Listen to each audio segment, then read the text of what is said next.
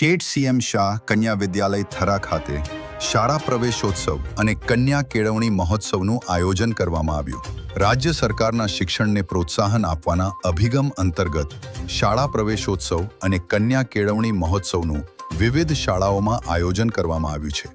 ત્યારે ઓગળ તાલુકાના મુખ્ય મથક થરા ખાતે આવેલ શ્રી શેઠ સીએમ શાહ કન્યા વિદ્યાલય થરામાં શાળા પ્રવેશોત્સવ અને કન્યા કેળવણી મહોત્સવનું આયોજન કરવામાં આવ્યું હતું. કાર્યક્રમ દરમિયાન ધોરણ 9માં 180 નવીન વિદ્યાર્થીનીઓ તથા ધોરણ 11માં 90 નવીન વિદ્યાર્થીનીઓએ પ્રવેશ મેળવી. કુલ 270 દીકરીઓએ શિક્ષણ યાત્રાની નવી શરૂઆત કરી હતી.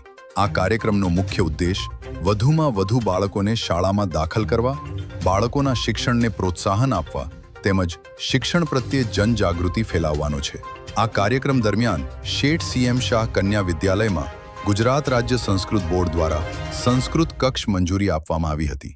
ત્યારે સંસ્કૃત કક્ષનું લોકાર્પણ કાંકરેજ તાલુકા કેળવણી મંડળના પ્રમુખ શ્રી ધીરજભાઈ શાહ અને થરા નગરપાલિકા પૂર્વ પ્રમુખ પૃથ્વીરાજસિંહ વાઘેલાના દ્વારા કરવામાં આવ્યું હતું.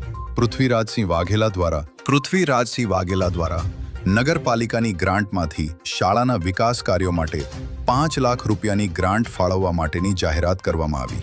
શાળાના આચાર્ય ગીરાબેન અખાણીના માર્ગદર્શન હેઠળ પર્યાવરણ સંરક્ષણના સંદેશ સાથે શાળાના મેદાનમાં વૃક્ષારોપણ પણ કરવામાં આવ્યું હતું.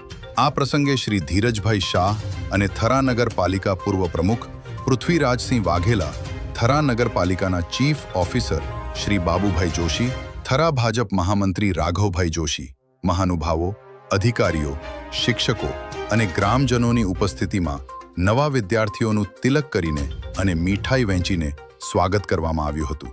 તેમજ વાલીઓને બાળકોને નિયમિત શાળાએ મોકલવા અનુરોધ કરવામાં આવ્યો હતો.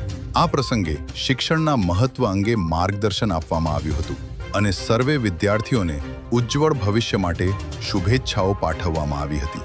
રિપોર્ટર અલ્પેશ ગોસ્વામી સાથે રુસ્તમ ખાન.